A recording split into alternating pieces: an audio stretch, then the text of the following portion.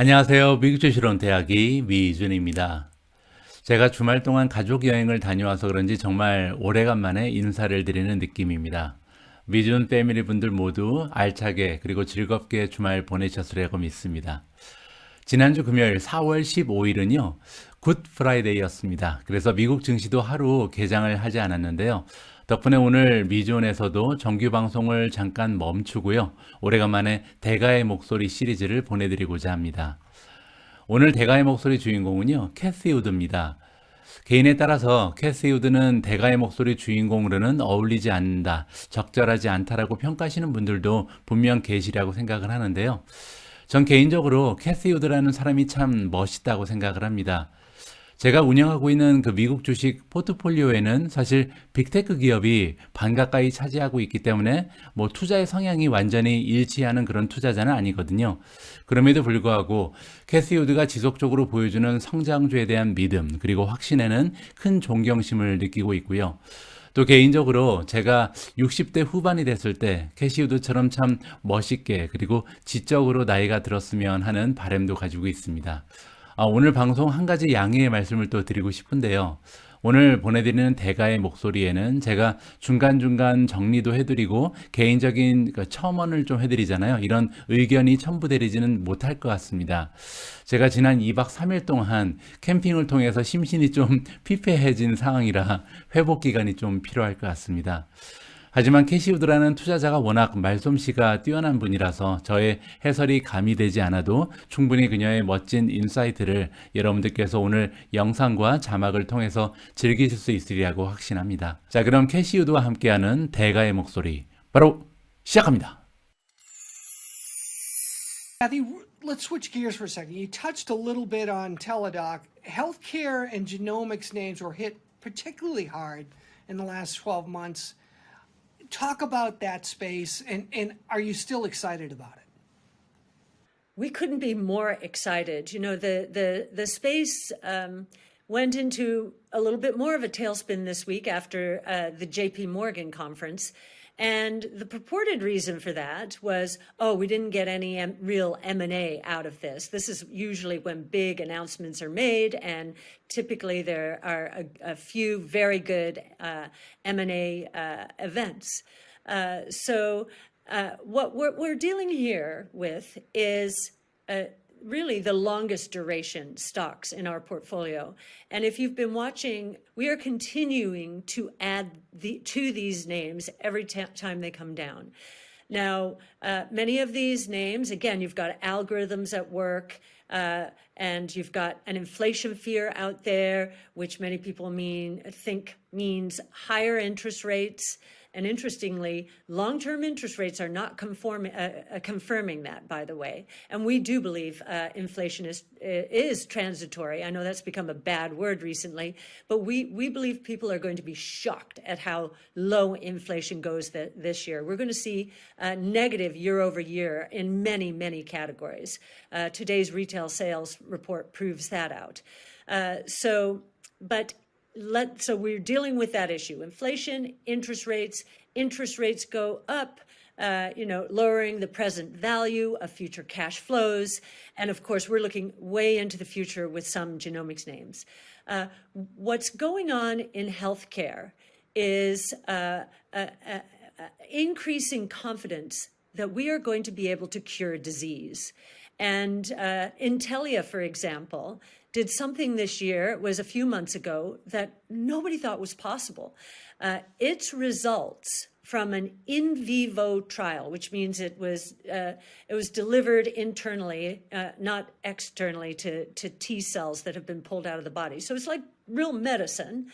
That the cure rate in a rare disease called HATTR was the same in humans as it was in primates. And that was a very high cure rate. I think it was in the 80s.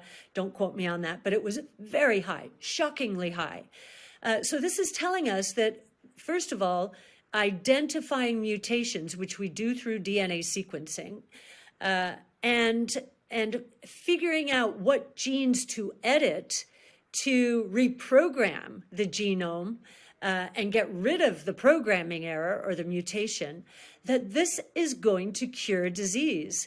Now, it's very interesting, and I may have said this to you before, it's very interesting to have watched Apple scale to a $3 trillion market cap.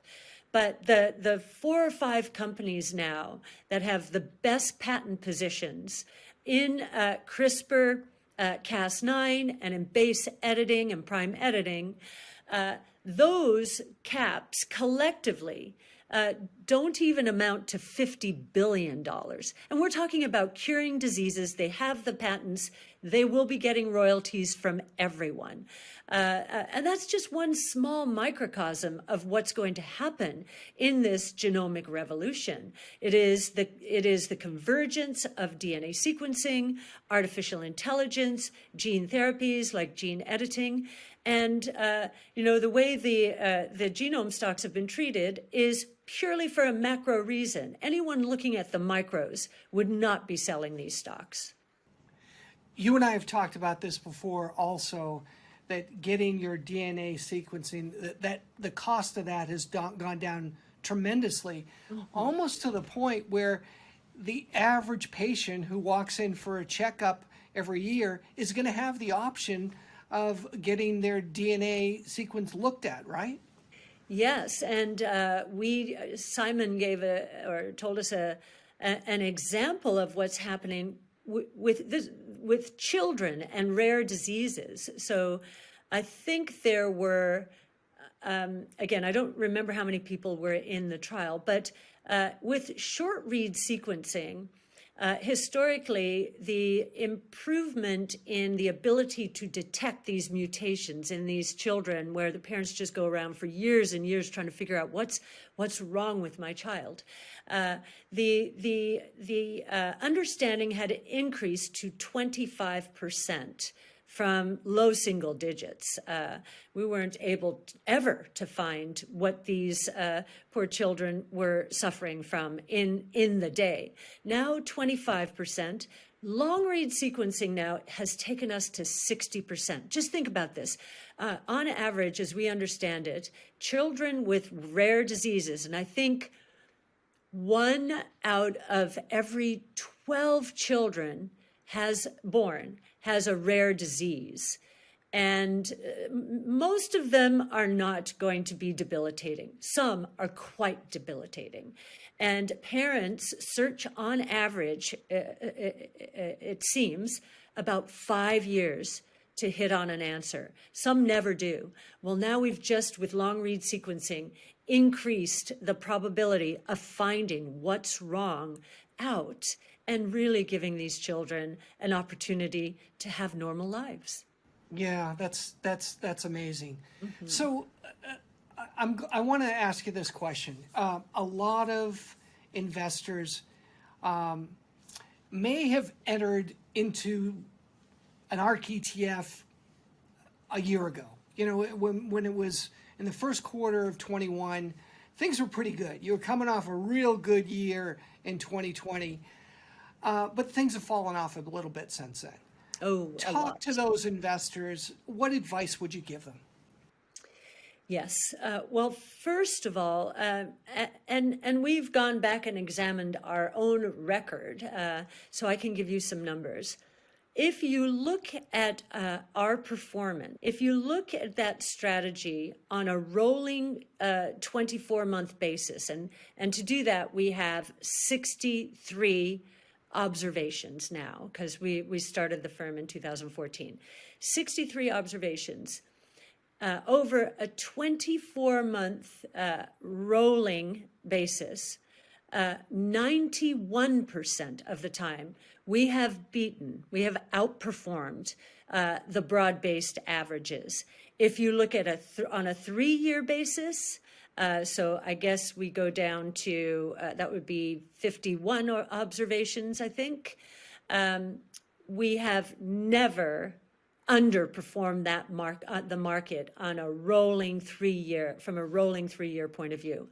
What this means is that this rubber band has been stretched so tautly, so tightly, that we believe, and consider the source, but we truly believe, given the valuations in our portfolio, the growth in the portfolio, and the fact that we're probably looking at very choppy waters from a cyclical point of view, so that our secular growers are going to shine, we truly believe that rubber band will snap and the performance will rebound. I'm not going to say can't hold me to any particular speed, but we think the undervaluation in the portfolio right now has reached an extreme I've never experienced in my career. And I don't think we're missing anything. I really don't. Of course, when we go through a period like this, we examine all of our assumptions, and we can be very hard on ourselves. And that's a very healthy process. And I can tell you, and I'm talking about both macro and micro, I believe what I just said about our portfolios. They are ready like a coiled spring. Yeah.